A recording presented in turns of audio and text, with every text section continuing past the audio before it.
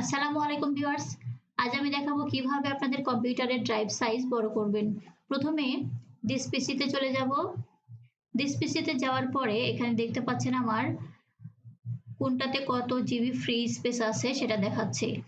আমার personal data যে ই ড্রাইভটি এটাতে আমার ফ্রি স্পেসটি অ্যাড করব।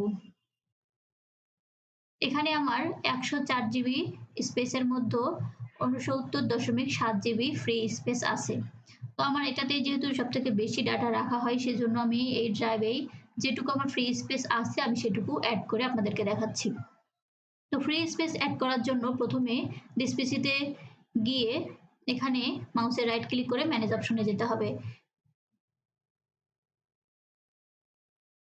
ম্যানেজ অপশনে ক্লিক করার পরে এরকম একটি ট্যাব আসবে। এখান থেকে স্টোরেজ যে অপশন আছে এখানে ডাবল ক্লিক করার পরে ডিস্ক ম্যানেজমেন্ট অপশনটি আসবে। এখান থেকে ডাবল ক্লিক করার পরে ডিস্ক ম্যানেজমেন্ট অপশনে ডাবল ক্লিক করার পরে আপনার ফ্রি অপশনটি ফ্রি স্পেসটি দেখাবে।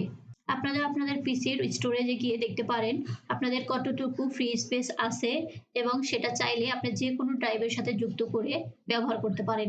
তো আমার ফ্রি স্পেস বেশি নেই, তারপরেও আমি এটা অ্যাড করে আপনাদেরকে দেখাচ্ছি। তো আমার যেহেতু 645 এমবি ফ্রি আনলোকেটেড মেমোরি আছে, এটা আমি পার্সোনাল ডাটা এর সাথে যুক্ত করব। প্রথমে আমি মাউস কার্সর রেখে ই ড্রাইভটি সিলেক্ট করে নিচ্ছি, তারপরে মাউসের রাইট ক্লিক করে এক্সটেন্ড ভলিউম অপশনে ক্লিক করব। এক্সটেন্ড ভলিউম অপশনে ক্লিক করার পরে নেক্সটে যাব। নেক্সটে যাওয়ার পরে আবারও নেক্সটে ক্লিক করব। নেক্সটে ক্লিক করার পরে ফিনিশে ক্লিক করব। ফিনিশে ক্লিক করার পর আমি এই ট্যাবটি কেটে দিচ্ছি। এখন যদি আমি রিলোড দেই,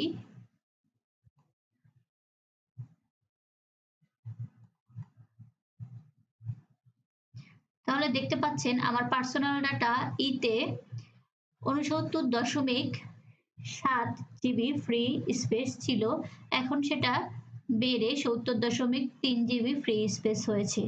আশা করি আপনারা বুঝতে পেরেছেন। তো ভিউয়ার্স, কেমন লাগলো আমার আজকের ভিডিওটি ভালো লাগলে আমার ভিডিওতে একটি লাইক দিবেন এবং আমার চ্যানেলটি সাবস্ক্রাইব করবেন।